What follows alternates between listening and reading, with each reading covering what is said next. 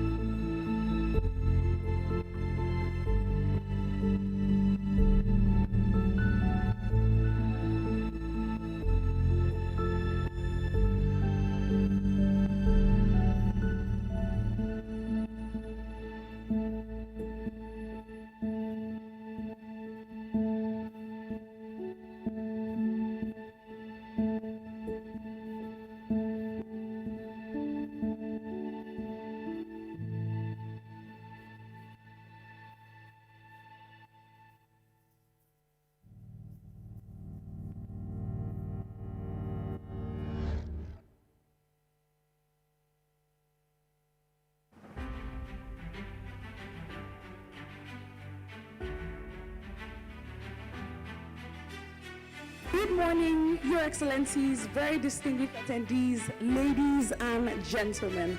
What an honor it is to warmly welcome you, distinguished diplomats, captains of industry, visionary entrepreneurs, and all stakeholders committed to Afri-Caribbean progress. Over the next few days, robust deliberations, high-level dialogues, strategic partnerships, and transformative conversations will take center stage and redefine the trajectory of Afri-Caribbean relations for generations to come.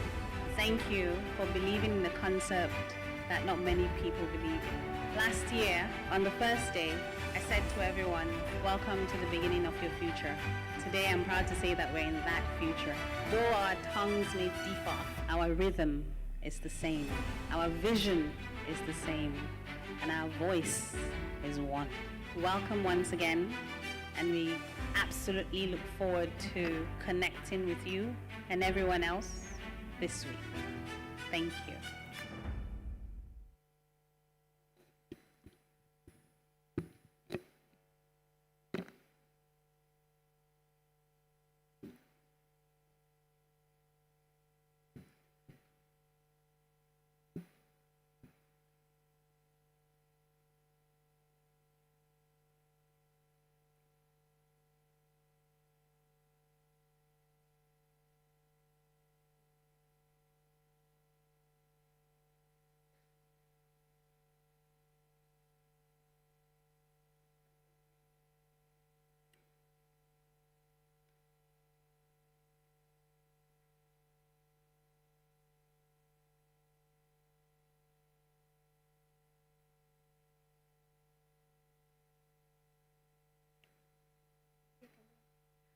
Good morning, ladies and gentlemen. Please stand for the national anthems of Nigeria and St. Kitts and Nevis. Nigeria, we hail thee, our own dear native land. Though tribe and tongue may differ, in brotherhood we stand. Nigerians old and proud to serve our sovereign motherland. Our flag shall be a symbol that truth and justice reign. In peace all battle honored, and this we count as gain. To hand unto our children a banner without stain. O God of all creation, grant this our one request. Help us to build our nation where no man is oppressed, and so with peace and plenty Nigeria may be blessed.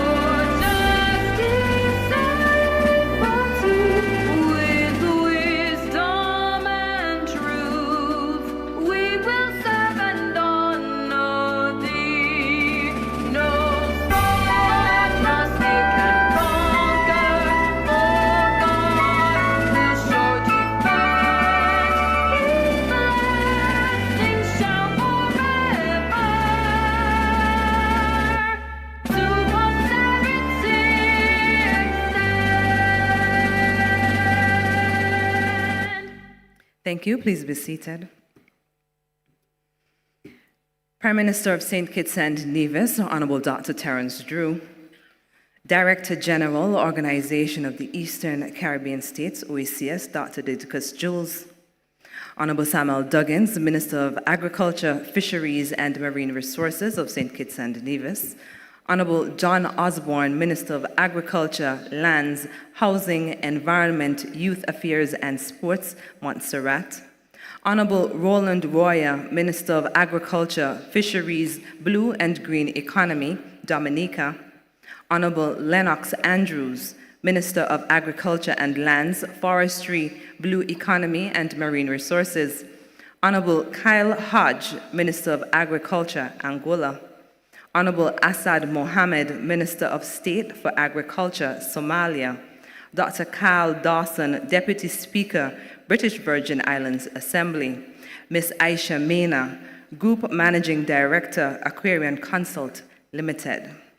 Ladies, gentlemen, leaders, innovators, and partners in progress, good morning. Good morning. Good morning. And welcome to day 6. This is the final day of the Afri-Caribbean Investment Summit 2026. Over the past several days, we have witnessed something wonderful unfold. Not just dialogue, but direction. Not just ideas, but intention. Not just connection, but commitment. We have built bridges across continents, sparked new possibilities, and strengthened the bonds between Africa and the Caribbean. And today, we bring it all together. Because this is not just a closing. This is a launch pad for what comes next. I'm Carla Berridge, and I have been honored to serve as your co-host as we conclude this extraordinary journey. I now introduce you to my amazing co-host, Avi the host. Thank you, Carla. Your Excellencies, very distinguished guests, ladies and gentlemen, good morning. And so it begins, the beginning of the end, the grand finale and the closing ceremony of the 2026 Aquarian Consult Afri-Caribbean Investment Summit. Over the past few days, we've engaged in robust conversations and meaningful deliberations. Ideas have been exchanged, partnership formed, and a clear path forward has begun to take shape. We didn't just talk, we connected. We aligned and we moved closer to a shared future. One voice, one vision, advancing Afri-Caribbean unity. My name is Ave the host. Ave is a tribal name from the Tiv tribe of the people of Benue State, Nigeria. And Ave means God has blessed us. I am blessed and honored to stand before you on this final day as a co-master of ceremony for this event. Ladies and gentlemen, to set the tone for this final day, we begin with a celebration of culture and identity. Our next performer represents the vibrant spirit of the Caribbean, and proudly so, from St. Kitts and Nevis. He is a dynamic talent whose artistry reflects the rhythm, creativity, and cultural richness of our people. Ladies and gentlemen, please welcome Vickle Edwards Douglas, a proud son of St. Kitts and Nevis.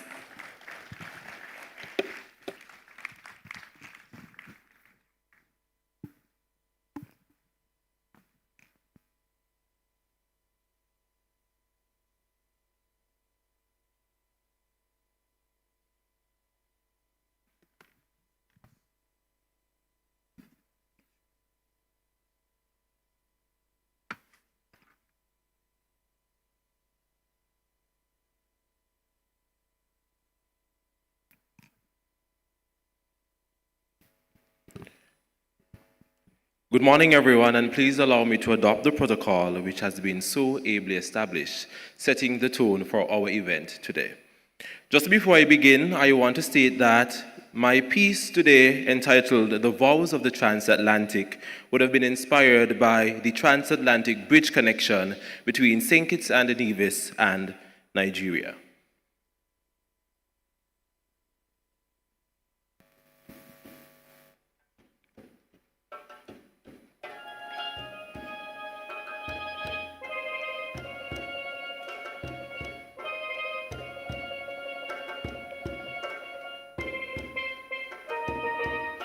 They said distance divides, but they never listened closely enough to the language of water. Because oceans don't separate, they remember. And today, as we gather, not just for a meeting, not just for a summit, but for a union, a sacred joining, a transatlantic marriage between a mother and a memory, between roots and the branches that dared to go oceans over. Nigeria, the heartbeat, the drum before the dance, the story before it was scattered into syllables. St. Kitts and Nevis, the Gibraltar, the rhythm that survived the storm, the song that refused to forget its lyrics. And oh, how they have found each other again. Across the tide that once carried pain, now carrying freedom and wealthy rain. Across waves that once cried out from loss, now shouting legacy. Today, the Atlantic is not just water, it is an aisle, and history is walking us down. Do you, Nigeria, keeper of ancestry, giver of names, and holder of fire, take these islands born of sun, sand, and sea, resilience forged from struggle, to be your partner in purpose? To teach them not just where they came from, but who they have always been. And do you, St. Kitts and Nevis, small in size yet vast in abundance of culture and color, carry the courage of those who turn survival into sovereignty? Take this continent, this origin, this oracle, to be your guide and your grounding, to remember that your story didn't begin in separation, but in strength. Then let these drums speak. Let the ancestors rise in applause. Let the winds carry this vow that from Abuja to Bastia, from Lagos to Charlestown, that we are not divided by the Atlantic, we are defined by it. Because this bridge we build today is not made of steel. It is made of bloodlines, of culture, of memory that refuse to drown. It is built in the laughter that sounds the same on both sides of the sea. In the dances that mirror each other without rehearsal. In the names that echo in history, even when history tried to rename us. This is not just a reconnection. This is recognition, a knowing, a returning, a claiming of rhythm, of royalty, of right. So let this marriage be loud. Let it be proud. Let it be fruitful beyond imagination. Let it be a birth of opportunity to ignite youth, rewrite our future. Let the flow of the tide, let culture move like current. Let our unity through togetherness stand like a lighthouse, unshakable, undeniable, and unbreakable. Because what was once taken has now been transformed into togetherness. What was once distance is now destiny. And what was once silence now speaks. We are one. Signed by the ancestors, sealed by the sea, delivered by this generation, fearless enough to believe that bridges don't just connect lands, they also connect our souls.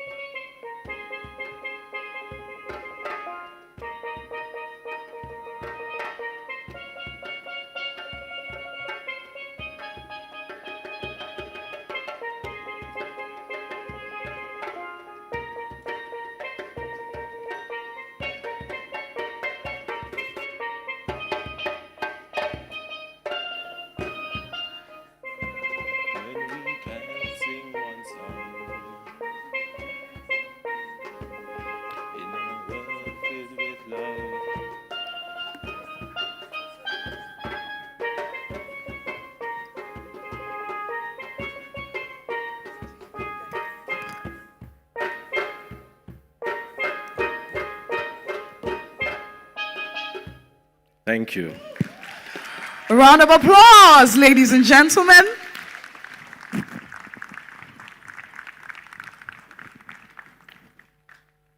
You know, I'd always heard that sound, but for some reason I thought it came from a piano. I had to ask Carla, and Carla, that's the instrument that she said it's the steel pan, right? Did you know that? If this is your first time seeing it, can I see your hand so I don't feel too bad? Oh, great, we're plenty. Thank you. Beautiful. I love to see speaking as a grace. It's not easy standing in front of a huge crowd and being able to express yourself as excellently as Vikil did. Please, a round of applause for him. Very passionate. I was telling Carla, I was like, we might as well just hand over the mic to anchor the rest of the event. He did so well. Ladies and gentlemen, get ready for a voice that carries the soul of the Caribbean and the spirit of a rising star. From Grenada to the global stage, she blends pop, dancehall, and soul into a sound that is powerful, that is passionate, and is deeply real. Not your regular island girl. Distinguished guests, ladies and gentlemen, join me as I welcome the very beautiful, energetic, and talented, your superstar, my new friend, Cole Badillo. A round of applause for Cole. Thank you so much, beautiful Ava. Standing on protocol already established, distinguished guests, delegates, good morning, everyone. Pablo, get the music started, man. So I'm gonna give you a taste of the Caribbean, contemporary Caribbean music, little soca. This one is called In We Blood.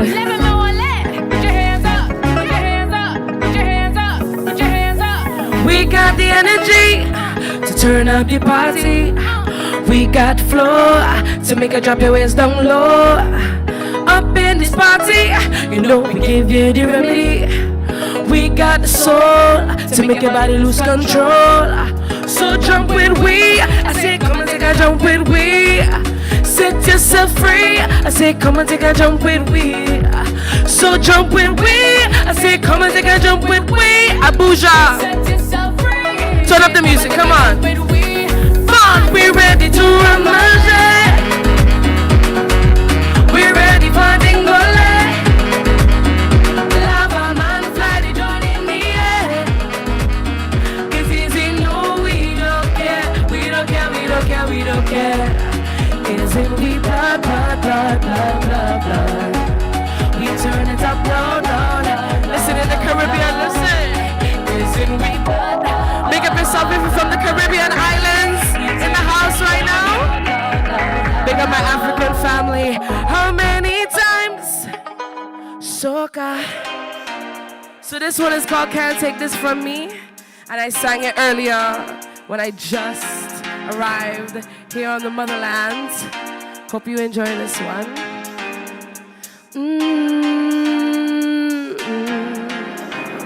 Paradigm high. No, I'm not coming down. Way up above the ground. On God, destined for greatness. Put in the work and win. I feel like the baddest chick. Oh Lord, and you can't take this from me. Take this from me. Can't take this from me. Oh no, you can't. Listen, manifesting glory. Me don't wanna hear no stories. Cause you talk there cheap and the man them can't reap what they sow. And I feel with my whole self first. Them my only brain pain I hurt. Gotta go, gotta get this money. Dedicated to the money. Hey, no, I'm not coming down. Way up above the ground. On God, destined for greatness. Put in a work and win. I feel like the baddest chick, oh Lord. And you can't take this from me. Aquarian consult, what you saying? can't take this from me. Oh no, you can't take this from me. Sovereign, know you want it. Holy by mind control and the bad mind show it. Open your mouth, yeah, run it. Never summer soul for the work of the devil done the yeah shit. Do the mathematics, added up the bullshit, so I move my energy from it rise to another level. Can't stop the shine shifting with the timeline. Think that this was it, and now it's over. Thank you. Now the hunger is growing even stronger.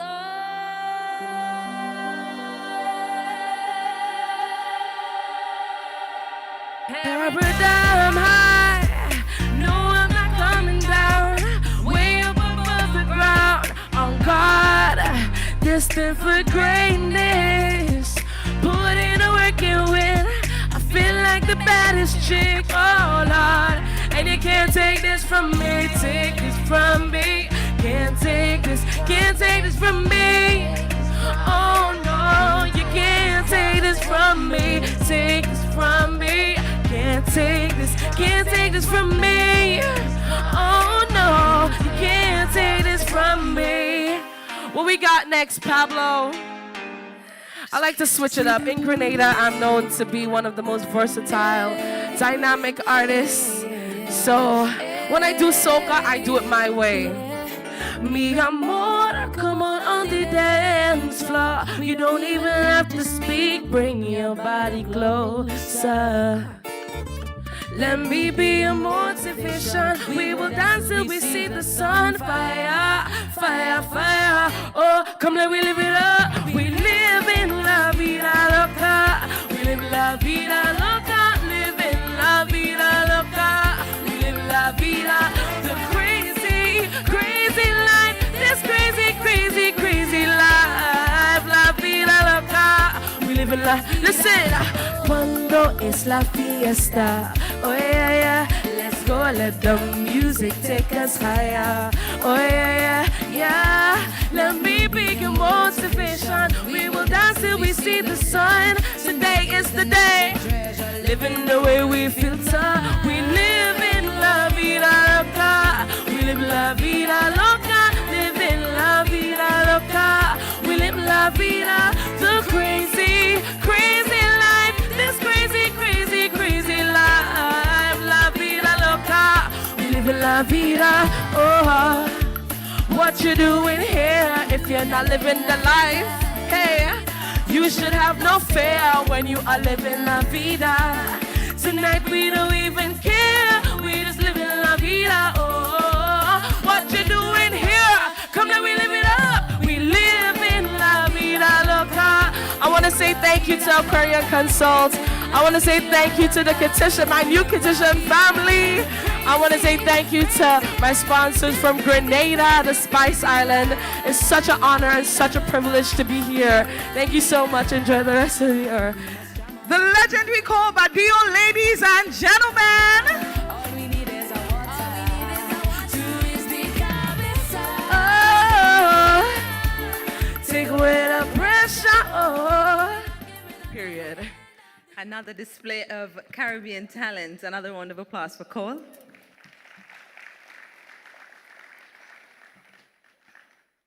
Ladies and gentlemen, as we reflect on the past few days, it is important that we capture not only what was said, but what will be done. This next segment highlights the key insights, commitments, and the strategic directions that have emerged from this summit. Please join me in welcoming Emmanuel Ihigameto, Manager of PricewaterhouseCoopers, to present summit outcomes.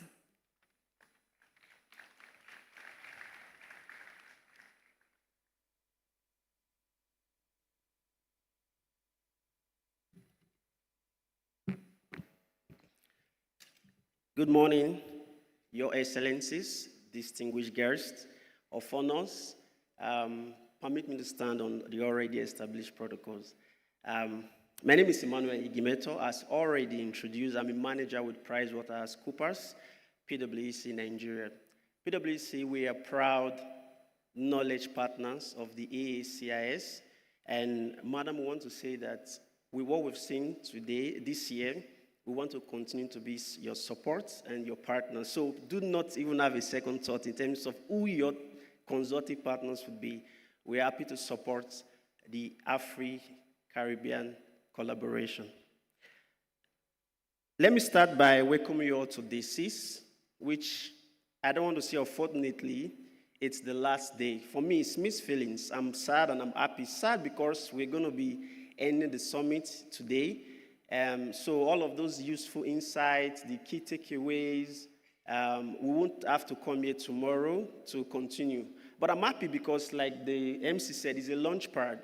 It's time for us to now execute some of these things that we've said, some of the solutions, the initiatives that have been profiled by the speakers. It's time to go on and start bringing those initiatives to light. So I'm happy. I don't know, what about you? Happy or sad that we're ending today?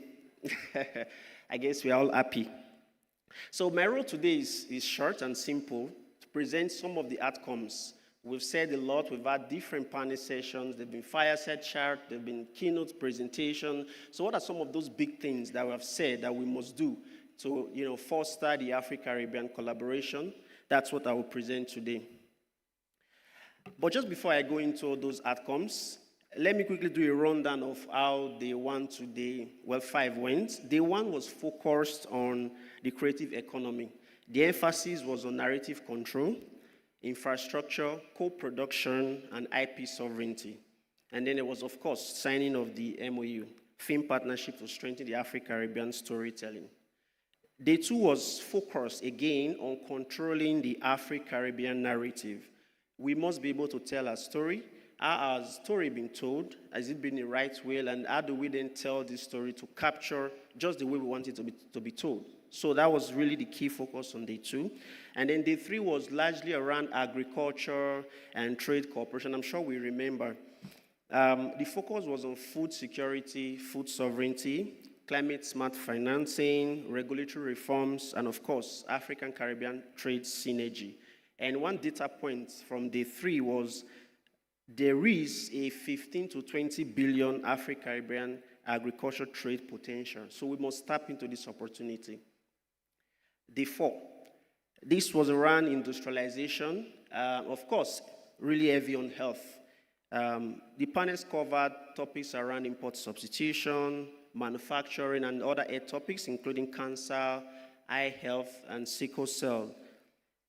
If you're an investor here, we also informed that health investments has been identified as a high return on investment sector. So let's look into that as well. And finally, yesterday, Day 5, was centered on the role of private sector, technology, and of course, efficient payment system. Mobilizing private sector leadership, speakers stressed that the private sector must drive the integration agenda, while we continue to encourage government to provide the level playing ground, enabling environment for this integration to thrive. So that's overview of Day 1 to 5. Now, what are some of those big bets, those initiatives that came out from the sessions? On creative economy, we've been told to identify the Afri-Caribbean, the Caribbean region as not just a market, but a corridor. So we must build a transatlantic creative corridor, Afri-Caribbean. And then we must establish an Afro-Caribbean Creative Fund. We must strengthen our IP protection. We must develop regional creative hubs, world-class studios, and of course, talent pipelines. And then there's need to expand cultural diplomacy, build artist mobility frameworks via visa, equipment movement, and exchange programs, of course. And of course, promote narrative ownership, upgrade our digital infrastructure for creators across both regions. So these were some big bets, some initiatives around the creative economy. And if we go to agriculture, trade, and economic integration, the initiatives include the need to commission studies for direct flights, shipping routes, and transshipment hubs, harmonize custom frameworks and technical regulations. Then we need to develop a unified Afri-Caribbean trade database. Of course, you know data is key. build investable trade ecosystems, expand market access via duty-free pathways across agriculture, textiles, and other visual goods, local value addition, as well as develop agricultural strategies, fund investment, and improve logistics. Fantastic. Ladies and gentlemen, I've just been informed that this year, 125 registered delegates. Please, can we give ourselves a round of applause? Over 1,100 registered delegates. So the reward for good work, they say, is what? More work. So we want to see over 2,000 registered delegates next year. It's achievable. Madam, I see you smiling. Can we do that? Yes, we can. Okay. So on Earth, which was the focus of the session on Wednesday, we need to build regional diagnostic hubs and cancer care pathways, introduce ring-fence budgets for cancer and NCDs, scale high health commitments, integrate eye care into PHC. We need to develop local manufacturing for medical consumables and vaccines. And there's also need to operationalize bone marrow transplant and gene therapy units for SCD, launch newborn screening and access to hydroxyurea and automated RBC exchange, and of course, prepare national commitment for the Global Eye Health Summit in 2026. So finally, on governance, policy reform, and institutional coordination, some of the big initiatives that came out from what we've discussed include the need to establish working groups and steering committees for agriculture, for trade, for creative industries, and investment. And there is also need to conduct an investment execution gap analysis, where we map the bottlenecks, solutions, and of course, timelines to achieving all of these things that we've said. Then there's also the need to create and harmonize regulatory frameworks across the AU, CARICOM, and OECS. Implement shared diplomatic missions, of course, to reduce cost and increase coordination. Develop dashboards and monthly reporting structure. So this is really about how we track all of these things that we said we're going to do. So what's the execution that we're going to put in place? And finally, promote predictable policy environment to strengthen investor confidence. Now, there are 4 big imperatives that will drive all of these initiatives. The first is trust, which we said is a consistent theme across the 5 days. Around this, we talked about more in-person engagement. Of course, you need to know the person you're dealing with across both ends. So we need to interact more. We need to build more in-person engagement, so trust is key. The second thing is that this must be private sector led, as I said earlier, while we encourage governments to provide the enabling policy. Storytelling cannot be overemphasized. So we must own our narrative. And of course, execution gaps. And I'll land by recapping one of the things that Madam said, that this summit is different from other summits. This is not just a talk shop. This summit is really focused on execution. Is focused on bringing all of these initiatives to light. So that's the difference between this summit and the other. And of course, while she was speaking, she already gave some of those achievements that we have been able to, bring to bear from the last time till now. So as I take my leave from PwC's perspective, we think that we must institutionalize commitments, which we've already started by signing off the MOU so far. Some of these programs that we've said, we must activate them in terms of develop pilot projects that we can test run in Africa and, of course, the Caribbean. We must build capacity and, most importantly, be able to trace results, execute, and, of course, implement all of these things that we have said. So, thank you once again, ladies and gentlemen. We have, of course, a very detailed report. My team and I sitting, I'm sure you must have been asking the people sitting by your right. They are my colleagues from PwC. So we've done a detailed communique. We have a deep report which we present to the Aquarian consulting. But this is just some of the tidbits and outcomes from this session. Thank you and enjoy the rest of your day.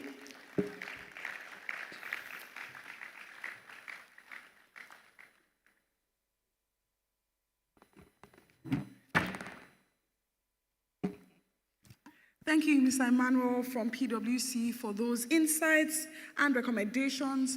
We look forward to the next. I can't be the only one looking forward to the next summit. Am I the only one? If you are looking for, can you just wave your hand? Yes, and it will be even bigger and better. Still in the spirit of culture, still in the spirit of rhythm, and still in the spirit of connection, our next performer is a dynamic cultural artist who blends African and Caribbean heritage through music, rhythm, and storytelling. Rooted in traditional sounds, reggae, and spoken word, his art carries a powerful message of identity, unity, and cultural preservation. Inspired by the meaning of Sankofa, which means to return and to reclaim, his performances fuse ancestral influence with modern expression. Distinguished guests, ladies and gentlemen, taking us forward in entertainment, if I dare say the most popular person at this summit, let's welcome Sankofa Maccabee. A round of applause for him.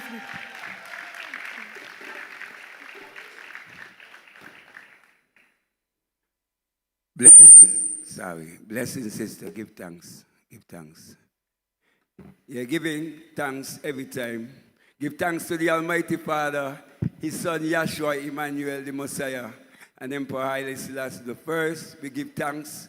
I have to recognize our Prime Minister. That's the first person I have to come out time and mouth. The second person is Miss Mena, her foundation, doing works, to bring people together in Africa. It's a wonderful work. Being on a first flight, like a commercial flight, like a charter flight to Africa, it's like a dream come true. This is one of the most happiest day of my life, week of my life.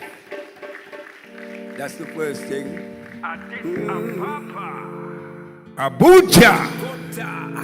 Yeah, if you love Africa, put your hands like this. Son of African unity. Thomas Kara Sankofa Lion. Yeah! Haile Selassie, we're struggling from far into so much war, so much pain and suffering, so many scars. We build the pyramid, what is the reward? How kings and queens come sleep on farm after a storm, got to be a calm. Haile Selassie said the has passed. Full time we rise, make a brand new start. Uplift yourself in a clean, you talking to the east side, I'm talking to the west side. To the south side, north side, let's come together. Talking to the east side, I'm talking to the west side. Talking to the south side, north side, let's come together. Oh, Mama Africa calling me, Mama Africa calling you. Let's put hands out and be together. Whoa, Mama Africa calling me, Mama Africa calling you. Let's put hands out and be together. We no want no war crimes, we no want a insecurity. What about international morality? Love for humanity with simplicity. We no want no fame or vanity. All we want is peace and security. What about international morality? Love for humanity with simplicity. Oh, Mama Africa calling me, Mama Africa calling you. Let's put hands out and be together. Whoa, Mama Africa calling me, Mama Africa calling you. Let's put hands out and be together. Hey DJ, I want you to stop this song. Because my reality, the words of the song mean me. Wait, DJ. We're not gonna be long. I just want to say something. I forgot to mention Samuel Duggins, and it bleed in my heart. You see it? Because this man make everything happen for me personally. I apologize, brethren. Give thanks for your wife. Give thanks for everyone. And I can't not remember this woman here, Miss Hazel. She being like a grandmother to me. She's from my area, very important person in this country. And bless up her daughter. Rosalind, thanks for standing up for me when I needed to. And I want to just finish off my song a cappella, because the words is more important than anything else. And because the rhythm is not set right, I want the people them to hear what the song is saying. At the last verse I'm saying, We no want no war crimes. We no want apartheid. Come reach all this love right, and we shall be together. Black people, let's unite and stop with this fuss and fight. All we got to do is right, and we shall be together. Whoa, Mama Africa calling me. I want I say that. Africa calling me. Let's put our hands out and be together. Whoa, Mama Africa calling me. Mama Africa calling you. Thank you, Dr. Joe. Let's put our hands out and be together. Whoa, Mama Africa calling me. Be together. I'm struggling from far, been through so much war, so much pain and suffering. So many scars. We build the pyramid, what is the reward? Oh, kings and queens come slaves and farm. After a storm, got to be a calm. I listen, I say the Gideon has passed. Full time we rise, take a brand new start. Uplift yourself in a clear new path. Oh. A blessed morning, to each and everyone. Honorable Prime Minister, Honorable Minister, Empress, give thanks for the moment, We say how good and how pleasant it is for brethren and sisters to dwell together in perfect love and unity. It's like a precious ointment running down the head, even to Aaron's beard that went down to the skirts of his garment. It's like a dual format that descended upon the holy mountain of Zion, where the highly Selassie first commanded the blessings, even life forevermore. Christ said, where 2 and 3 are gathered in my name, there shall I be, So we just come to bless the place because it's a good feeling to be in Nigeria. So we just give thanks, Yeah, man. Hey, listen. Sure. And me say just the other day, me and me Beijing, them are cool. Pan a meditation in the midst of the congregation was His Majesty, guiding I and I spiritually. Me say just the other day, me and some Kofa, them are cool. Pan a meditation in the midst of the congregation was His Majesty, guiding I and I spiritually. He said, House of Judah, do not be afraid. These are the things that you must do. Speak the truth, come together, just love one another. Let the judgment of the house be confused to peace. Never plot against each other. Black people love one another. And so, I mean say just the other day, House of Judah just a cool. Pan a meditation in the midst of the congregation was His Majesty, guiding I and I spiritually. Them teach me fi bow and not fi pray pan Winnie. Them teach me about Columbus and Mussolini, but them never tell me about Rastafari. You see, them never tell me say Selassie first who create me. When me jad a little back in a fi me history, man a them me get fi know about Marcus Garvey. Words of inspiration, the man give to we. One God, one aim and one destiny. Yeah, man. Rastafari. We're just gonna sing one last song, and we're gonna be going forward. And we just ask for the protection of the Most High, and each and every one of us, and let Him guide I and I, because we are special people. Everybody that they are special, Yeah, geopolitical circumstances, causing our crisis. They don't want to see poor people right. Everyone, hey, stop again. Stop again. Stop again with the rhythm. DJ, pull up the rhythm. Pull up the rhythm. Pull up the rhythm all together. I realize I'm in a set for that, and I want the people them to understand what I'm saying. That's more important to me, because this is a very big song, and I want the people them to hear the words of this song. Geopolitical circumstances, cause in our world crisis, they don't want to see poor people rise. They want to keep poor people down. Geopolitical circumstances, yeah. Cause in our world crisis, they don't want to see poor people rise. They want to keep poor people down. They take us from real and put us in a plantation. Take away with spirituality and give us religion. Who are the sufferers? Who are the real warriors? Well, I don't wanna hear my people cry. Black people can't take this suffering no more. Geopolitical circumstances, cause in our crisis, they don't wanna see poor people rise. They wanna keep poor people down. So we know why no more push aside. Why don't Babylon not try conquer and while they raise the stakes high, will I heal Rastafari? Them a come with them free trade, world trade, slave trade organization. Come with all them guns and all them drums and ammunition. With them big guns and them nuclear weapon. Them have the people caught up in a confusion. I don't wanna hear my people cry. No way. I can't see my children die.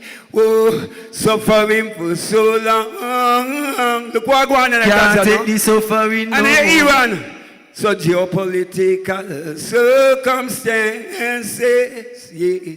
Cause in our crisis, they don't want to see poor people rise. They want to see poor people down. If my people who are called by my name shall humble themselves and pray and seek my face and turn from their wicked ways, then shall I hear from Zion, and I will forgive their sins and heal their land.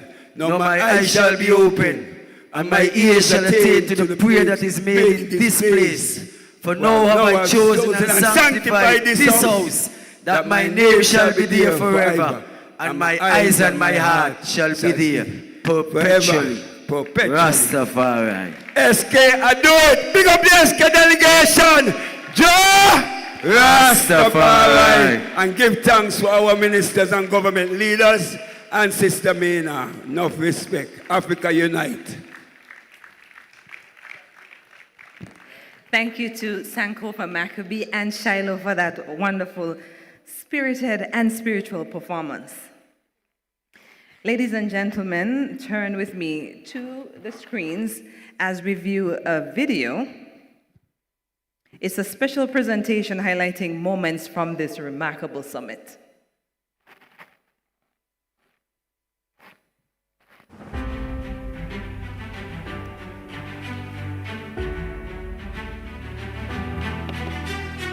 Good morning, Your Excellencies, very distinguished attendees, ladies and gentlemen.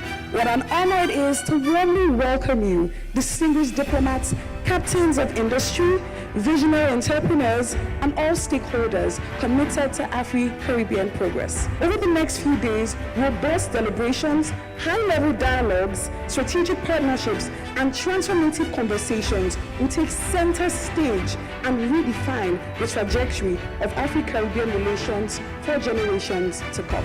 Thank you for believing in the concept that not many people believe in. Last year, on the first day, I said to everyone, welcome to the beginning of your future. Today, I'm proud to say that we're in that future. Though our tongues may differ, our rhythm is the same. Our vision is the same. And our voice is one. Welcome once again. And we absolutely look forward to connecting with you and everyone else this week. Thank you.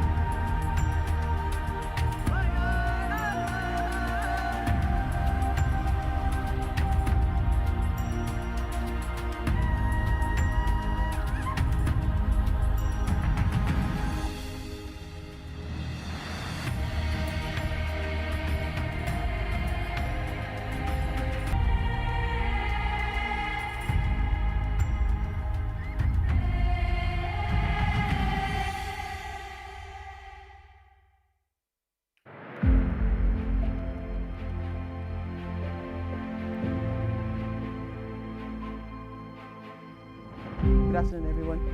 Please, I'd like to make welcome Mr. Abdul-Wahab. He works with the Applications, Parks and Gardens, and he'll give us a walkthrough on the plants and the space. You have 3 coconut and 3 syzygium plants. So we'll plant them in the field here. The genesis of this comes from understanding that to trade, we must know each other. Mr. Duggins and I decided to do cultural exchange. We started with young adults. We are Africa and the Caribbean to finally start reopening roots and creating that corridor. Our tree is called Wi-Fi because our countries have a good connection.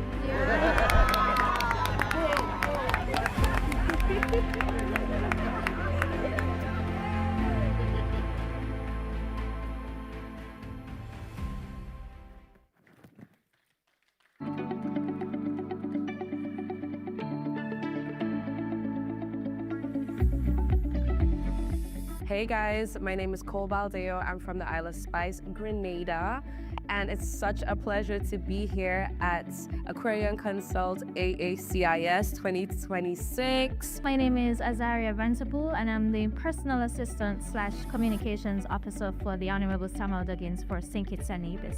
My name is Karencia Rose, and I'm the Chief Natural Resources Officer for the Department of Natural Resources, Government of Angola. This week has been an exceptional week for St. Kitts and Nevis and for Nigeria as we are working to build this transatlantic bridge reconnecting the Caribbean and Africa. The purpose of this summit is to strengthen connections between Africa and the Caribbean to support critical trade and investment opportunities in sectors including agriculture and food security, the creative economy, health, and strengthening gains within the region.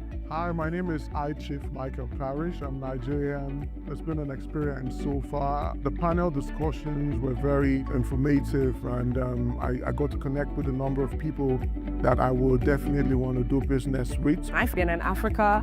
I'm a music artist. I'm a contemporary Caribbean artist, and so it's such an honor to come here and to, see how we can collaborate and learn more about the African culture and just, support each other in any way, any form, anyhow. I would also like to take this opportunity to reflect on how warm and welcoming our Nigerian counterparts have been and how beautiful and vast their natural resources are. Their culture and traditions are positively riveting, and I have even been giving a few Nigerian names that I love. I am certainly enjoying my time here, and I look forward to my inevitable return. I wish to express sincere thanks to the General Manager, Ms. Aisha Mena, and the whole Aquarian Consult team for organizing this investment summit. I also wish to express a note of thanks to the Honorable Samuel Duggins, who is co-chair of this summit. Last year would have been the first going for St. Kitts and Nevis, and this time around, the country of focus is St. Kitts and Nevis again, and this is my first time being on the motherland, Nigeria, and I'm super, super grateful.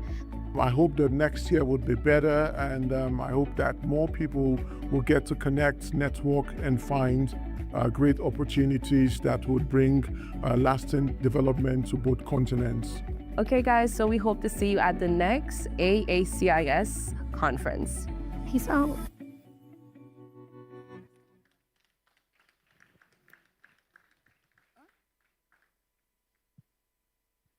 Please, a round of applause one more time. I cannot be the only one feeling a little emotional, or who felt a little emotional watching that video. Am I the only one? I cannot believe that 5 days have come and gone like it's nothing, and here we are, it's Saturday already. During the tree planting, did you see the tree named Wi-Fi? Did you see that? I found out so interesting, and she said it's because the countries have connection. Great job for that. We're about to witness a very important segment of this event. It's a signing ceremony, and this is going to be between Aquarian Consult and Working Capital Partners and the government of Grenada.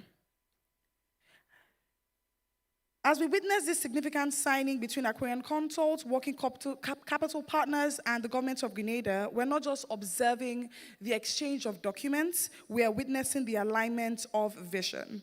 A vision where innovation meets opportunity, where private expertise partners with public purpose, and where borders become bridges. Today's Memorandum of Understanding is more than ink on paper.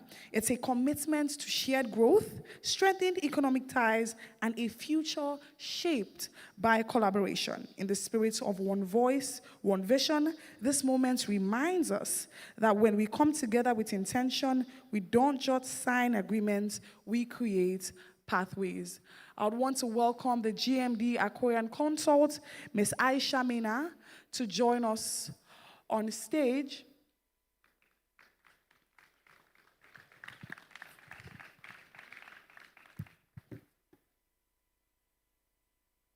Joining her as well is Mr. Darian Dash.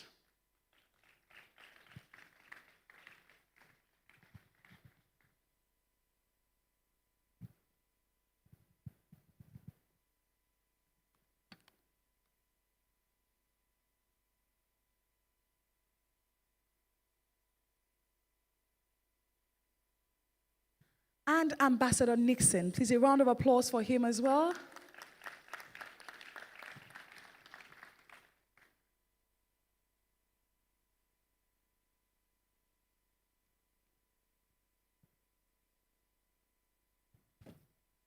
Dr. Jules. My apologies for the omission.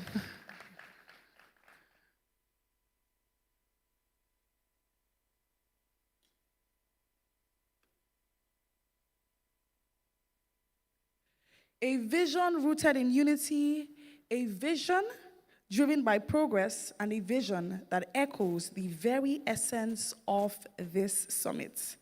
Ladies and gentlemen, this is what collaboration looks like. Leveraging expertise, unlocking opportunities, and building frameworks that would outlive every moment.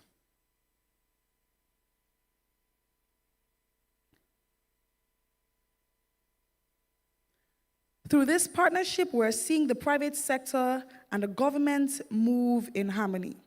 It speaks to a future where Africa and the Caribbean are not simply connected by history, but actively united in purpose, driving investment, innovation, and sustainable development together.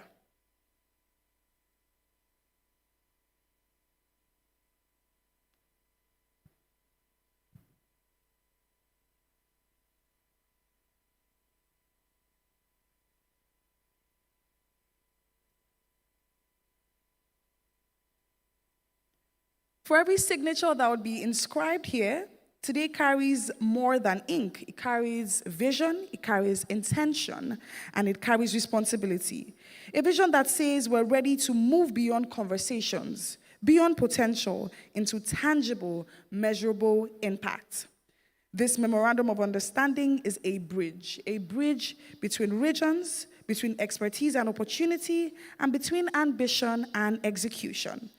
And in a world where partnership often remains on paper, this moment dares to say we will do more.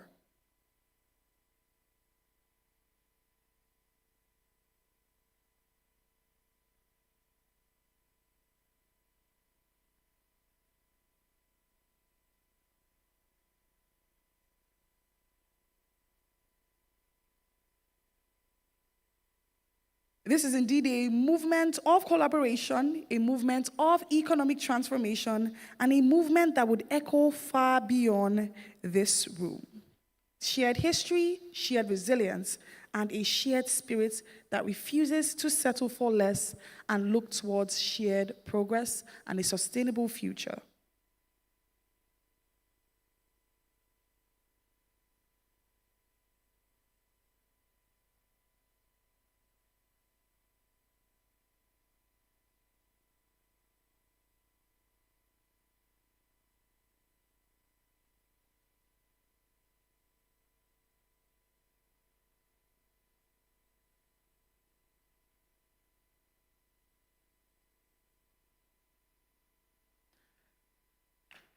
Ladies and gentlemen, you are witnessing history.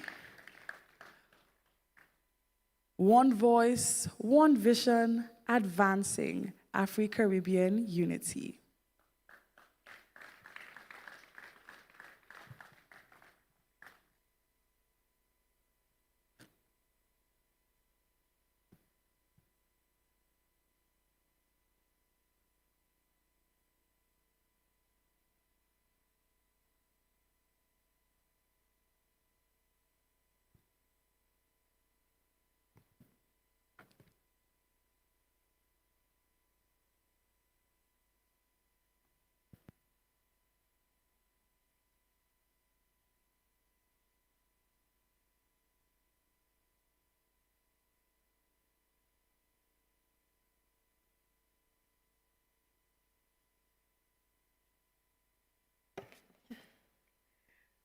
Good morning, ladies and gentlemen. First, thank you to everyone who has been in this hall every day from Monday to Saturday, and everyone who has joined online, who has watched on TV, and the thousands of people that keep sending us emails and comments. We assure you that we will respond eventually, and we thank you for the encouragement that you've given us. To make this happen, I have a team of amazing women, and they're all women. Damilola, Ozada, Ololade, Chivegunum, Rotkamwa, and of course, my right hand, my brain sometimes, my muscle a lot, and the glue that makes things work, Ms. Sarah Monobua. Now you can do it.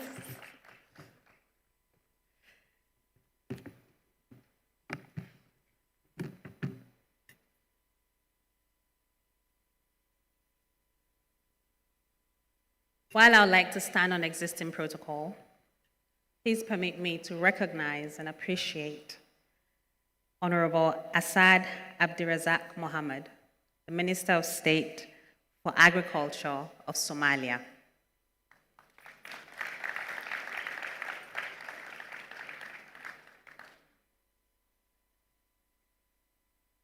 When we started on Monday, I was proud to say to everyone that we're now in that future. The future that we talk about, the future that we've dreamt about, and the future that we hope to have. Because now is the time that we are doing what we hope would happen in our future. So this is our future. There are many people and many organizations that I must appreciate because they have partnered officially and unofficially. They have put in manpower and human resources. They have taken time out for even when the heads of the organizations couldn't make it. They made sure that someone represented them and made sure that they committed to things. I'd like to thank the Bank of Agriculture, the Bank of Industry, NIPC, Afri-Caribbean Bank, Ministry of Agriculture, the Nigeria Immigration Service, who came out of their houses on a public holiday, worked tirelessly through the night to ensure that those who needed visas got visas, even on Saladi. So thank you to Nigeria Immigration.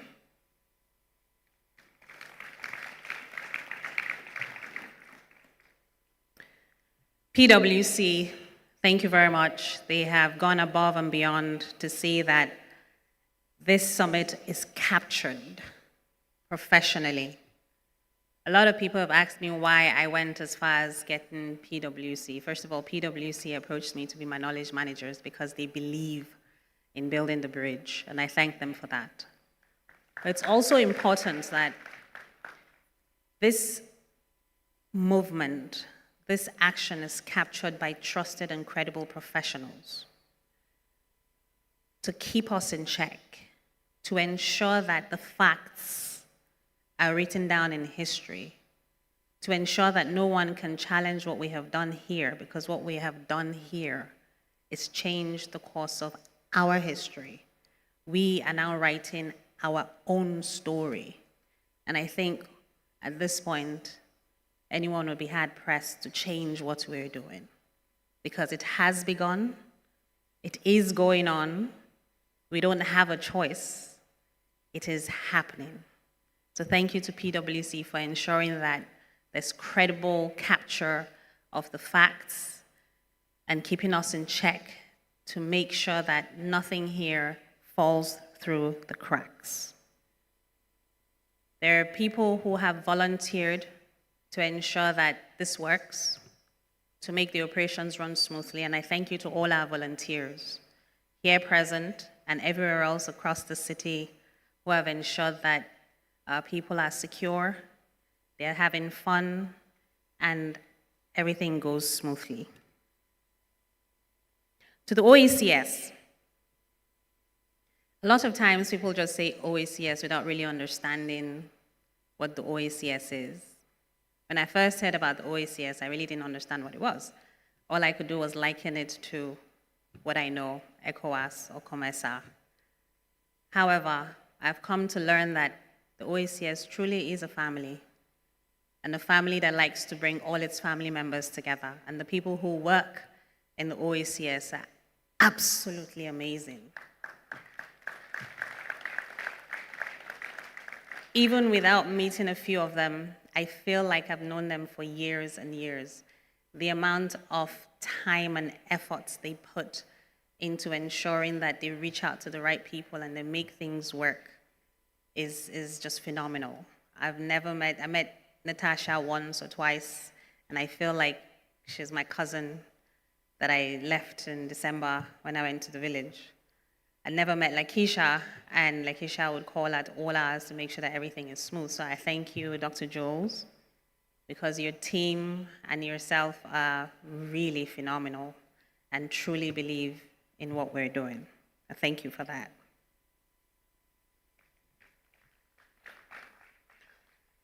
In the last 5 days, a few things have happened.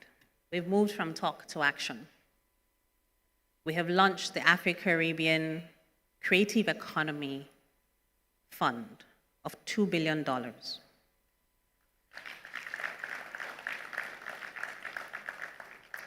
What that fund does is allow creatives to access finance without selling their intellectual property. It allows creatives to tell our story through film, script writing, music, and ensure that we tell our stories. For that to happen, to give it credibility and protection, in the MOU that we signed, there's a place for governments because we must all work together, government and private. The first country to sign on was, of course, St. Kitts and Nevis. Thank you very much.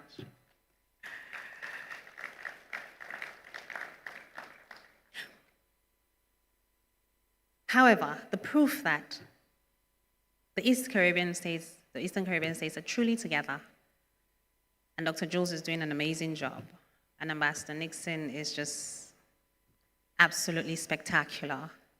We just signed on a second country, Grenada.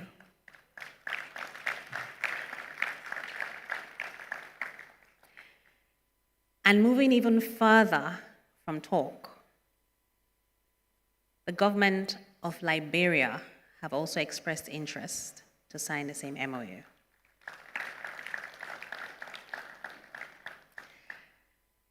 And I'm very pleased to say that the first business to access this fund has received its term sheets. So hopefully, in a few weeks, I will be able to announce that the first business to access the fund has accessed the fund, and I'll tell you just how much it is.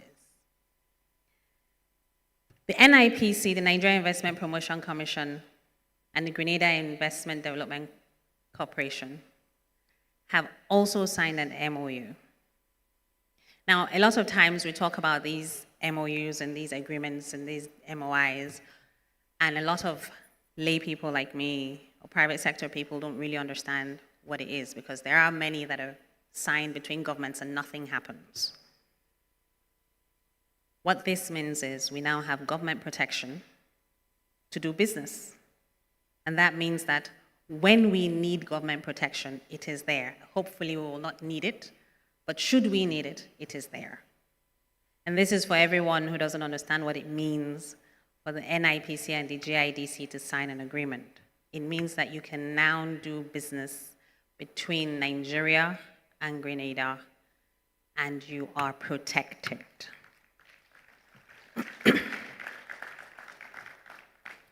We've talked about agriculture in many ways. We've looked at the numbers. Mr. Sandiford was very kind to share us data that shocked everyone, even people in the agricultural industry. And I'm hoping that will share that data with people and let people see that it is possible and it is easier than people think.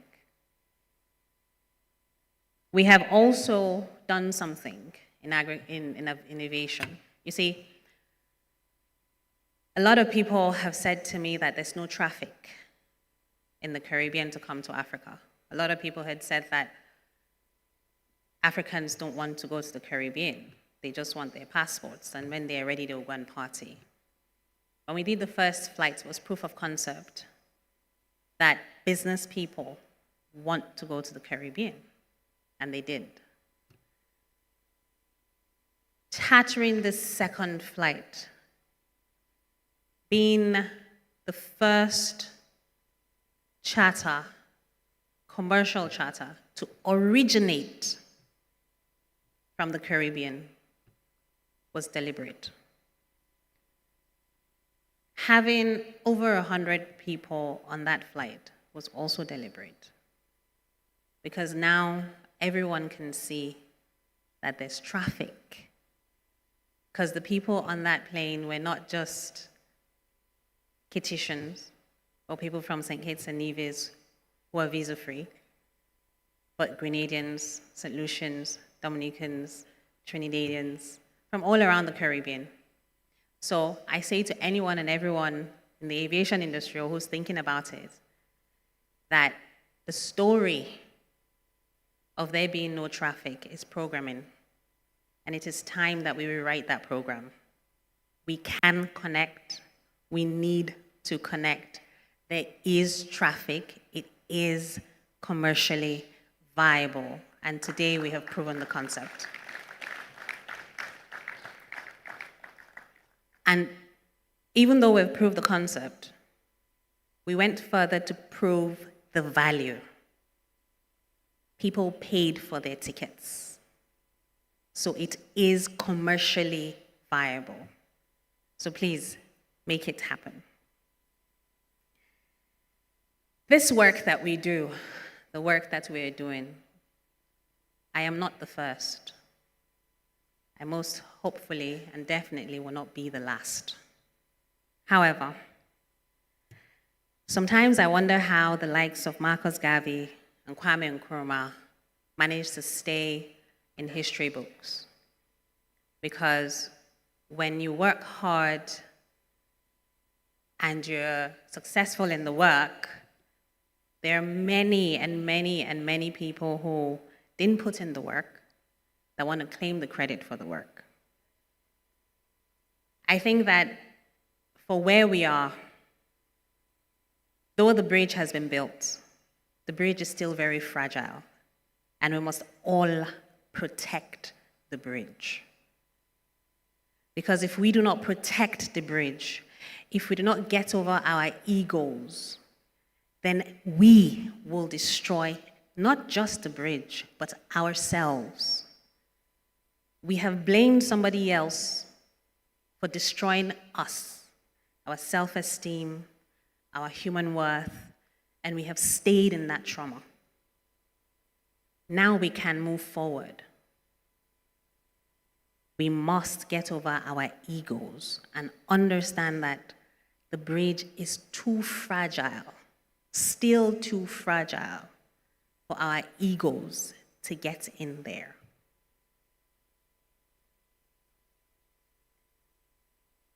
Government is a representation of people. If we do a poll, the people in government, in some cases, are just less than 1%. In some cases, it's 3%. And I think in all the countries that I've looked at, the highest I've seen is 3.5%, which means that there's still at least 97% of the people who are not in government. It's important. Government is very important. We must have leaders and we must have administrators. Someone must chart the way for us to go. However, I charge the private sector, I charge the individuals, whether you're an entrepreneur, a student, every single person. This work cannot be done by government alone. When we all buy in, with or without government, the bridge has been built. And when the bridge has been built, we are the ones who need to use the bridge. So with or without government, the bridge will solidify. So let's not heap it all on government. We all have our roles to play. When we all put in the hard work, we can all take the glory, because the glory is for all of us. Not just for today, but for our children, our children's children, and our progeny to come after. So I beg everyone to please get over our egos. Let us come together. Sovereignty doesn't have to be defined by the lines that someone else drew. Sovereignty can be defined by our DNA. Let us define our sovereignty simply by the fact that we are all of African descent. Thank you.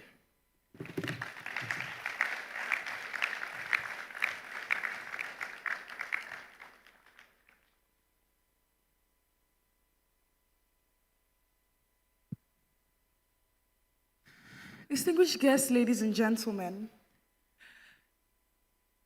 a day to this event, less than 24 hours, was the very first time I heard about the power of one. And I understood that it is the ability to create intentional change that can create a positive ripple effect. But it's all by one person or a group making an action.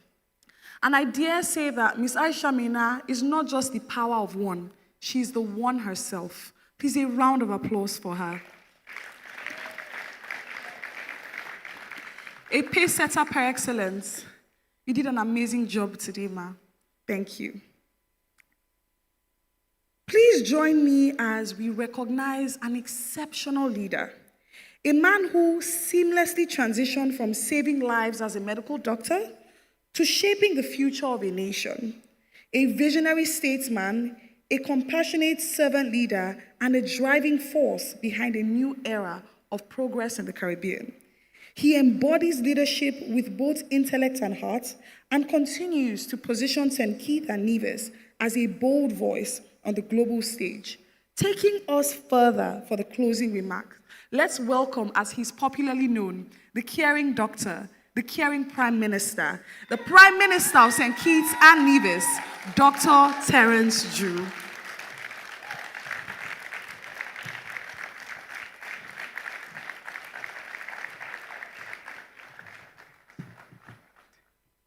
You may be seated. Good morning to all once again this Saturday morning in the motherland in Abuja, Nigeria. Let me recognize a few persons, of course. Dr. Didacus Jules, Director General, Organization of the Eastern Caribbean States. Let me say, Dr. Jules, that I am very pleased and really I am impressed by your commitment and dedication to this cause. You have been on this path for many, many years, and I know personally for you, this is important. I want to recognize the Honorable Samuel Duggins, the Ministry of Agriculture, and his dear wife, who is so ably supporting him this morning as well, or probably we might be at the afternoon, I don't know yet. But I want to say just a little background. When I met Aisha and we discussed this, based on the things that we discussed, I thought that the Minister who would be best positioned to ensure that this works and this is implemented was Minister Samuel Duggins. And from what he has done, I am pleased. St. Kitts and Nevis must be pleased because his works is really speaking for itself. Put your hands together for him. And then I want to recognize a number of our Caribbean leaders who are here with us this morning. And as I looked at the list and see where they are from, in just 1 year, we are able to expand this beyond St. Kitts and Nevis and Nigeria to our brothers and sisters across the sub-region. We have with us Honorable John Osborne, Minister of Agriculture Etal from Montserrat. Put your hands together for him. He comes from a line, he really has pedigree. If you know who his father was, and God bless his soul, you'll recognize why John is here and why he's doing what he's doing. It is a long line. Thank you, John. Thank you, Minister. I want to also recognize Honorable Roland Royer, Minister of Agriculture, Fisheries, Etal of Dominica, who is also here with us this morning. Dominica, that is called the Nature Isle of the region for its richness in natural resources. And I just learned that St. Lucia will now be buying water from Dominica. I think St. Kitts might have to join that soon as well as we resolve our matters. But I say that to say that even across the region, sharing our resources make all of us more resilient and stronger. Thank you very much. Mr. Lennox Andrews, Minister of Agriculture, Etal, who is also here with us. I think that is Grenada, is it? Yes. I want to really thank you as well. Grenada has really stepped up on this trip as well with the number of participants that are here. And I know Prime Minister Dickon also wanted to be here. But the representation from Grenada demonstrates his commitment as well. And so I want to put your hands together for Honorable Lennox Andrews. Honorable Kyle Hodge. And Kyle Hodge, Minister of Agriculture from Anguilla, is also here with us today. And if you all in the past used to be St. Kitts Nevis and Anguilla, we were a federation or an entity of 3 separate islands. And even though Anguilla is no longer with St. Kitts and Nevis, this shows our continued commitment to regional integration and solidarity. I want to thank you very much, Honorable. And the Honorable Assad Mohammed, I had the opportunity of meeting him this morning from Somalia. I was recently very close to the Horn of Africa. I was in Ethiopia. And we, the Caribbean, through the CARICOM and the AU, met there in Addis Ababa. And there was also representation from Somalia. So this shows the commitment of the entire AU and the African continent to the connection between the Caribbean and Africa. Thank you very much for coming as well. I want to recognize Dr. Carl Dawson, Deputy Speaker, British Virgin Islands Assembly. And the British Virgin Islands is also part of the region, very close to us. And the British Virgin Islands is on a path to determine its own destiny. They have gotten tremendous support from the sub-region and also from CARICOM. And that is because we are committed to the total upliftment of the whole region. But it shows its commitment, the British Virgin Islands' commitment to the integration movement, the advancement of its people, the people of the Caribbean, and the reconnection with our African continent. Put your hands together for Dr. Carl Dawson. And then I want to recognize, of course, Miss Aisha Maina. She has really put in her soul into this, and it cannot be overstated, her commitment, her boldness, her courage. And as we say in St. Kitts and Nevis, she put in she money where she might be. It means, therefore, that you put your resources behind what you believe and not leave your belief, as I will say, dust in the wind. But you create an anchor.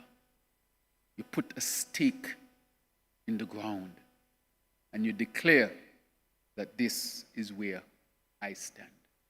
And therefore, let us put our hands together for her, for full commitment and all that she's doing.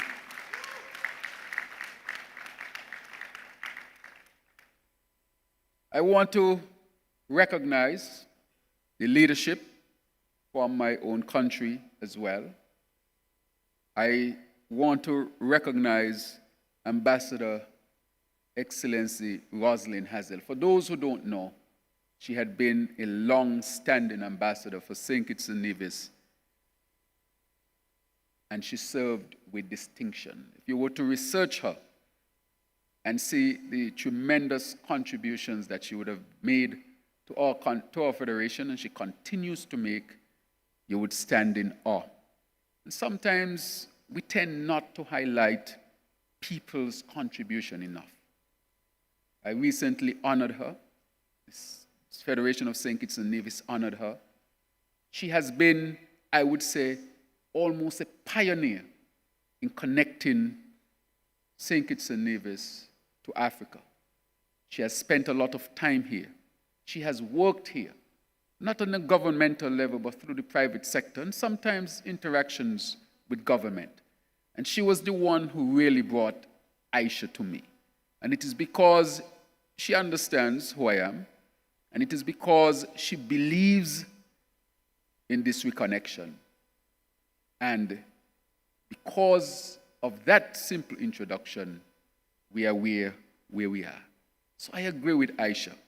It will take all of us to ensure that the bridge is built. Put your hands together for Ambassador Rosalind Hazel.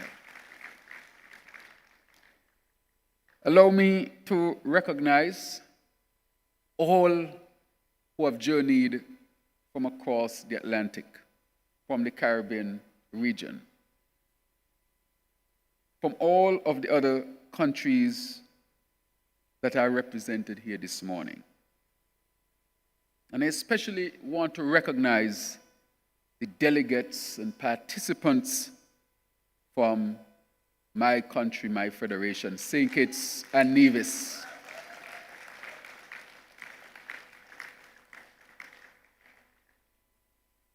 I asked the minister a question. I asked him, we have brought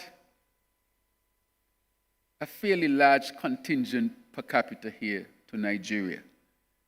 And I asked him, are their eyes opening yet?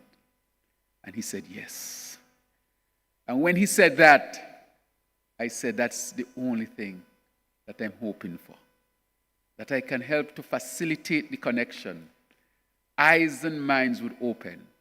And as Aisha said, the government will create the enabling environment, step out of the way, and allow the people to do it. So I want to say to my own contingent from St. Kitts and Nevis, I am very, very proud of you. What I saw in the video and your participation and your contribution, I am not surprised by what you are doing and establishing. I would say that I am pleased because deep down, I know that you have the capacity to do it. All you need is for the door to be pushed open. You would walk through and claim your territory. Thank you very much to the contingent from St. Kitts and Nevis. I see the others from the various countries, the performers, the singers, the dancers. I want to really recognize those who have come from Grenada and the other parts to participate here. I looked at the performances and I'm impressed, even though I'm from the Caribbean and see it all the time. You get an idea as to why the Caribbean punches above its weight. The instrument that you saw, the steel pan, that was the only instrument invented in the 20th century, that steel pan. And it came from the old oil drums from down in Trinidad and Tobago. So when people saw old oil drums, the descendants of our African ancestors saw music. And this instrument is such an instrument, it can play classical music of any order. And I will give you a story. There was another nation, whose name I will not call, who tried to patent it.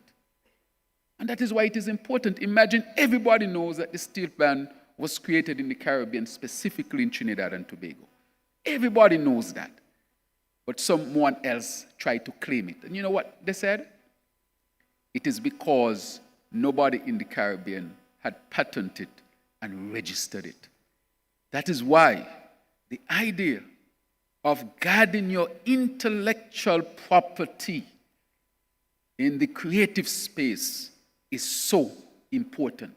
Because when the truth and the evidence is so blatant, they would still claim it using all sorts of fancy laws to discredit those and to rob those who deserve the true credit and benefits from it. That instrument, the steel pan, I did not realize that there were people on the African continent who had not seen it before. And as the host said, she thought it was a piano. That steel pan can play the full range of music. It can play from written music, that is how that instrument is. But those who created it by ear. They never know how to make music. They just saw an oil drum and they start to knock it and they shape it into a beautiful instrument. So when you see a steel pan, when you see an orchestra, it has the full range of all of the instruments in respect to their sounds of a traditional classical orchestra. That is an amazing achievement, and that came from the Caribbean. In addition to that, the Caribbean has given the world different type of genre of music that the world have seen. Reggae music, soca, zouk. If you go to the French African countries, zouk and kassav is well known. You come to Africa, reggae music is well known because reggae music was the music of resistance even on the African continent. I recently met with a special envoy who was sent to St. Kitts and Nevis to meet me from Zimbabwe. His president sent him to meet me. And we discussed Bob Marley's song, African Liberate Zimbabwe, was written by Bob Marley, performed during their independence. When you listen to great calypsonians from the Caribbean and how they would have reflected the African reality and became the voice and the expression of resistance here on the African continent, you would recognize how powerful that is. And then even beyond what we have given, even in terms of intellectualizing and creating the philosophy of Pan-Africanism, that too was born in the Caribbean. You had Bennett from Trinidad and Tobago, even preceding Marcus Garvey. You had Marcus Garvey and a whole slew of other intellectuals whose name I will call now, and who worked in Nkrumah's cabinet. When Nkrumah came back to Ghana, when he left the West, prepared because Caribbean intellectuals took him and prepared him. And when he was prepared, they said he was ready to go back to Africa to liberate Africa. And he came back to Ghana. And by 1957, in March, Ghana gained its independence. But not only that, there was a gentleman in his cabinet who was responsible for the Pan-African policies. I should Dr. Didicus Jules would know. Padmore. Padmore from Trinidad and Tobago, had been in Nkrumah's cabinet in Ghana as a Caribbean Trinidadian man responsible for the policies of Pan-Africanism. Imagine that. He was a Caribbean man. And he was brought by Nkrumah because he had met Nkrumah before, and they were preparing Nkrumah to come back to the continent to liberate the continent on the principles of Pan-Africanism. Principles of Bennett, Marcus Garvey, Padmore, C.L.R. James, and all of the great intellectuals of the Caribbean who had formalized Pan-Africanism as a philosophy to help to liberate not only Africa and the Caribbean, but black people and people of African descent wherever they were found on the planet. And that is why recently I traveled to Ghana to be the special guest of His Excellency, the President, John Mahama, as he was seeking to introduce a resolution into the United Nations, historic, which declared that the transatlantic slave trade was the greatest crime committed against humanity. And I said I had invited him to CARICOM, and he could not make it because he was at the AU meeting. The African Union meeting was around the same time. And he could not make it, and I said, I will go to Ghana. Because I thought that as the chair of CARICOM, I needed to sit with him and discuss with him to ensure that that resolution would pass and would have the full support of CARICOM. And so it had started. He then went to New York while I was here. He and I were to be in New York together, but because I'd made this deep commitment to this, I couldn't be there. And so through the challenges and difficulties, we got the resolution in, and we had a vote on the resolution. And the resolution, as I told you when I spoke in my opening, that we were going to introduce it, and if it did not pass, we will bring it back to the United Nations. But I am happy to say today that the resolution passed with flying colors. And therefore, I want to thank the whole of CARICOM, because all 15 countries of CARICOM who had a vote in the United Nations voted in favor. I want to thank the African Union as well, for all the countries of Africa voted in favor. And I want to thank all those who supported this resolution. And it's something that we should be extremely proud of, that would have its impact to improve the lives of people of African descent all around the world. I say all of that to say that the collaboration between us in the Caribbean and Africa can achieve great things. And as we continue to work together, we would achieve greater things. And so that resolution, where Africa and the Caribbean came together and declared before the world that the transatlantic slave trade is the worst crime committed by humanity and against the people of Africa and of African descent, that is now in the annals and cannot be erased. So I am extremely proud of that. I want to take this opportunity to thank the President of this great country. I can call him now a bigger brother. I was told that the minister from St. Vincent, Minister Israel Bruce, they did not include it, but I want to thank Minister Israel Bruce. Can you stand up? I asked him to stand because they did not include it in my order of precedence, and I think he should get a special recognition. I want to thank you very, very much.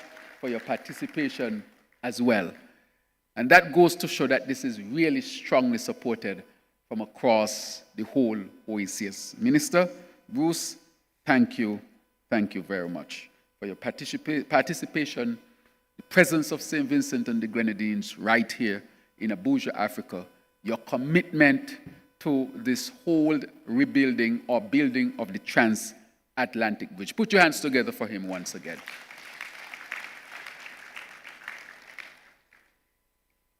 Allow me to really express our sincerest gratitude and deepest appreciation to the President of this great country.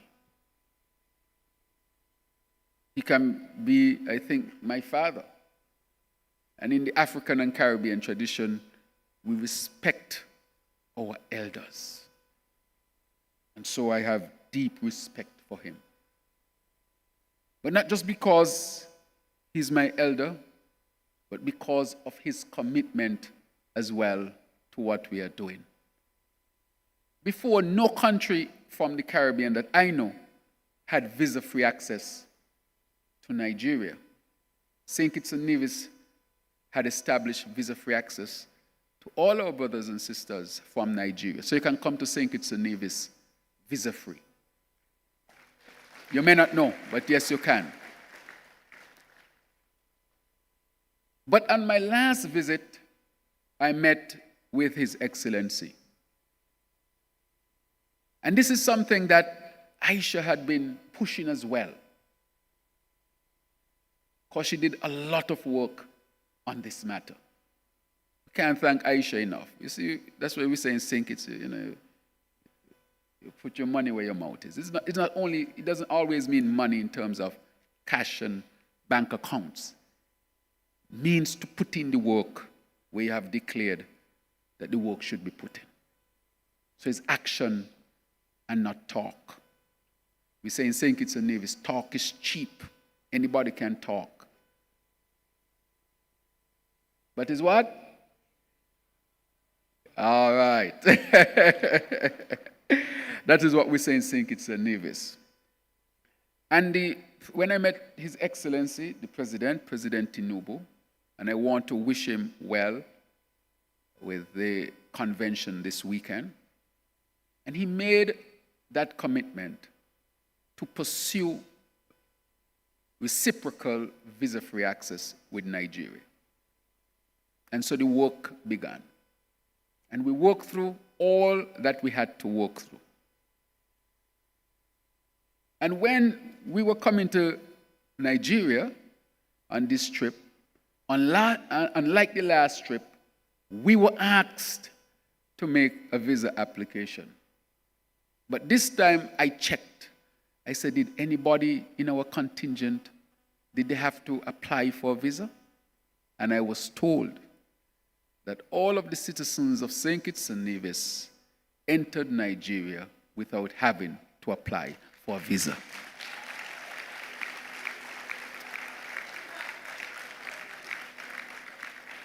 These are the results of reconnecting and traveling and making connection. So here we are, started with a simple meeting, and look at where we have reached to the point where we are. And now the other countries in the region are now on track to have visa-free access to this great country. And the people of Nigeria will have visa-free access to the region as well.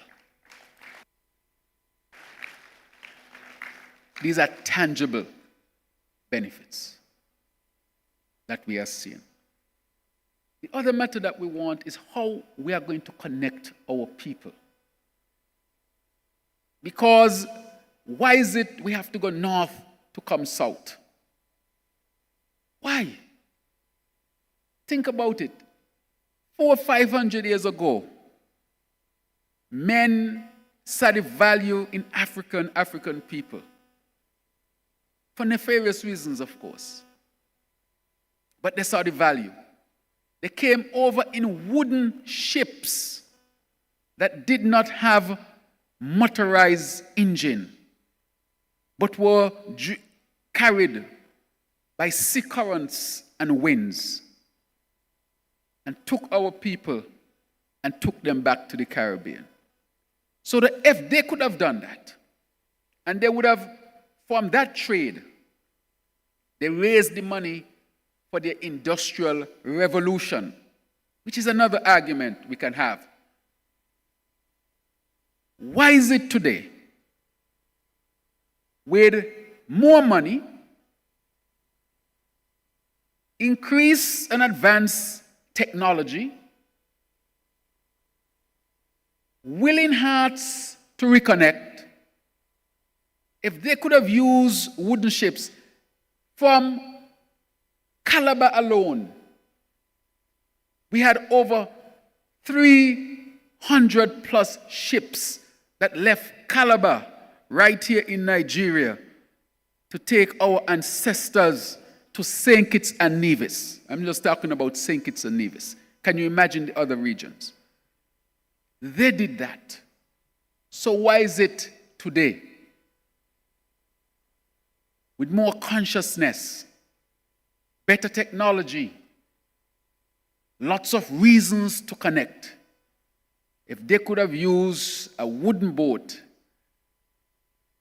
driven by the currents and wind, why is it we can't get a modern mechanized boat to carry our people, goods, and services? It's a question to ask. Why is it we can't have commercial flights between both regions? We have commercial flights from Europe, almost every country. We have commercial flights from North America. So if we can have commercial flights from Great Britain, the rest of Europe, North America, Asia, why is it there is no flight coming from the east to land in St. Kitts and Nevis or any country in the Caribbean? And that is why I'm happy that this proof of concept shows that it is economically viable to have commercial flights between Africa and the Caribbean. We don't have to go north to come south. All we're going to say, as we say in St. Kitts, we're just going across the water. So let us fly across the waters. We have visa-free access. Many times some of you want to come to St. Kitts and you have to go through a country in the north and they don't want to give you not even a visa to pass through. How demeaning is that? You are trying to come to St. Kitts and Nevis where you have visa-free access, but you have to go to a city in Europe to come to St. Kitts, and not even a visa they want to give you just to pass through the airport. That is keeping us apart. The other day, we wanted some Ghanaian nurses. And the nurses were to come to St. Kitts and Nevis. And we asked for access through particular countries in the north, whose names I will not call. You can figure it out. And they denied them. And then we had to go to another country. Can you allow them to pass through? They're healthcare workers. We need healthcare workers. They're our brothers and sisters from the African continent, but there are no direct flights from Africa. And that country, and I want to thank them very much, the Netherlands, I'll call the country that helped, allow them to come through and come to St. Kitts and Nevis. But why is it we couldn't get a direct flight from West Africa, in Ghana, Abuja, Nigeria, that comes straight across? Do you know that the length of flight from St. Kitts and Nevis to England is the same as from St. Kitts and Nevis to here? So why do I have to go up there to come down there? An 8-hour flight, I have to spend 30 hours for the connection. And I want to put something here today. In St. Kitts and Nevis and throughout the Caribbean, when we are starting flights, we have something called an MRG. An MRG is set up so that the airline is guaranteed that it would not lose money. So I'm saying to those who are listening, so if we started all these major flights in St. Kitts and Nevis through MRGs with these different airlines, British Airways, American, United, now we are going to do Virgin Atlantic, JetBlue. We have all these major airlines coming into St. Kitts and Nevis from the north, and we attracted them by starting with an MRG, because after you start the flight, we know in a couple of years, 2 or 3 years, the flight become commercially viable and we don't have to pay any MRG anymore. Well, if they're looking for places to invest and they have all this trouble up north and they want to divest, well, why they just can't look across the ocean and say they're coming to the Caribbean to invest? And we are open, everybody descend there and move out. And of course, because of the history, that trade route continues to be functional. However, it is time for us to use it for our advantage. We have one of our prolific singers here, or the singer who sang from Grenada. Very impressive. When she started to do her song, she can't be thinking of Grenada of, a few thousand people, or the Caribbean of a few thousand people. She can say, well, I'm marketing, because just in West Africa and a few other countries, you can have a population of over 300 in my music. And there's a whole transformative market for that music. I think of Mention here. Every year, I'm thinking, why he can't come to Nigeria and hook up with somebody here, as we say in St. Kitts and Nevis, and make music. And now, instead of catering for that smaller population, he's now catering for hundreds of millions, and all he wants is a smaller percentage. So we can offer diversity of investment to Nigeria.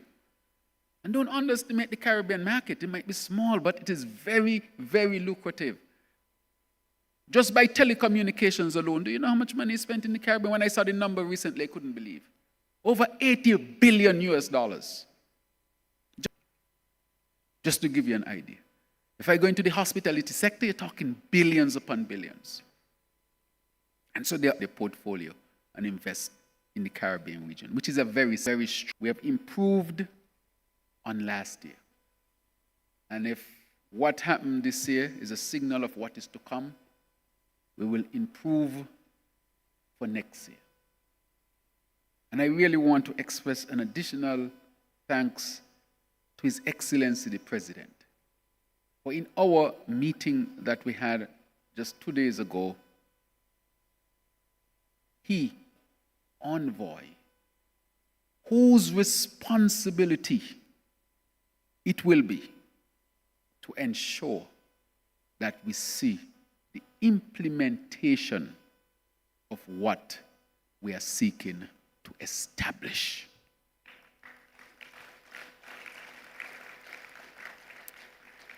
Governments cannot do it alone. That we support it, that we are seeking to do. So I came last year, and today we are visa-free. I Nevis. I came last year, and this year, look who else have come. And this is simply telling you, I came, but I cannot do it alone. And don't dare think I can do it alone. And that is why I deliberately thank all those, because without you, this would not be possible. Without you, there is no me. And I think that's an African proverb, correct? And it's a deep, deep saying. And I listened to Sankofa's song. He speaks about two. And so we did that. So in this next year coming up, we need to have that special envoy. And then I also want to see a commercial flight from West Africa to the Caribbean and back.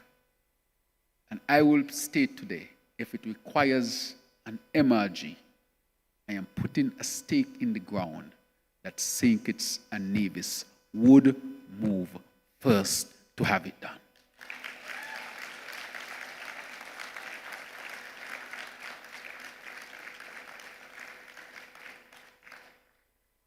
And I also want to see next year that when we come back, that all of our countries in the OECS will have their visa-free process to this great country.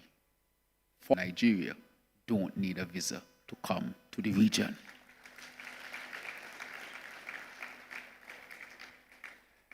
And I finally say that I came in a suit and tie, and I'm leaving in a different type of suit. So long live African people. Long live the connection between Africa and the Caribbean. Long live the transatlantic bridge. May we all be successful. Thank you very much.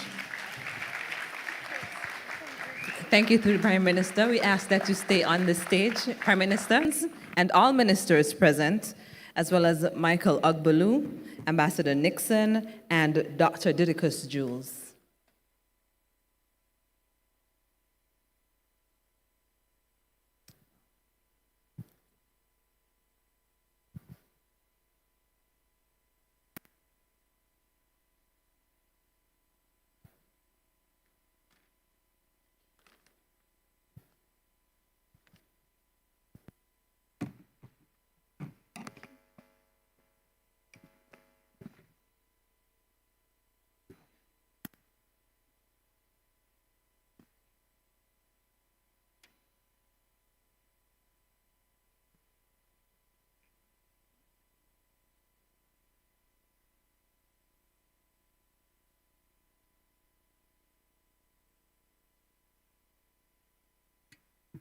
Very inspirational address by the Prime Minister.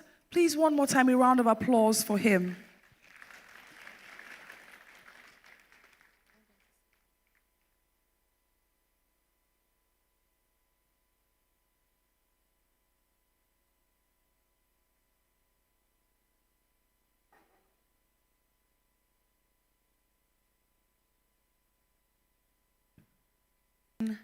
Afri-Caribbean unity.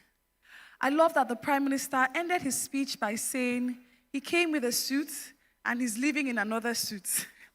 So I also want to use this opportunity to remind you, you came in as Dr. Terence Drew.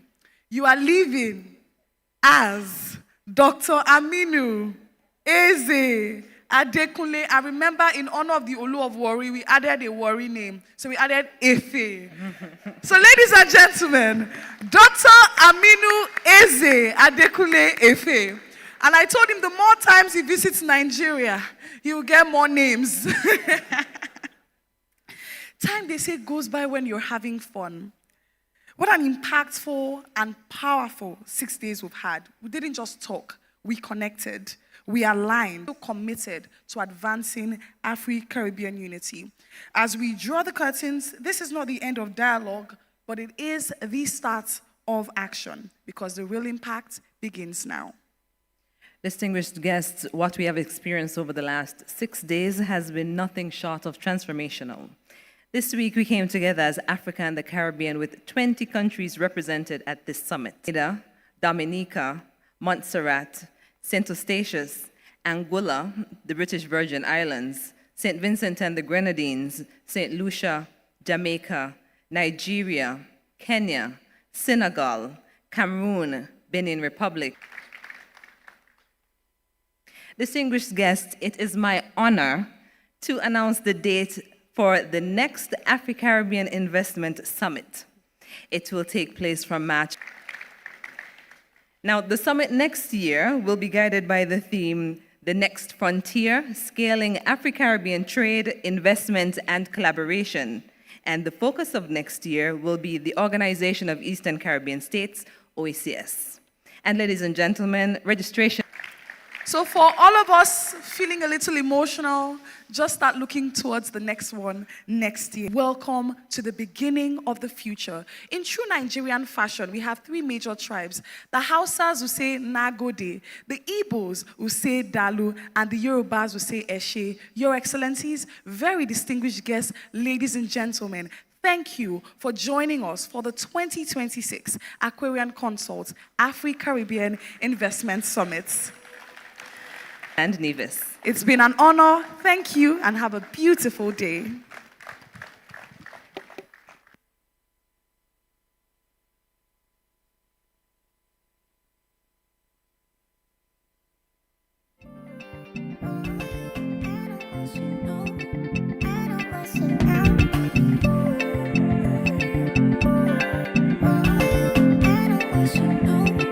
More cleverly on the beat. When they smoke weed, when they smoke cigar.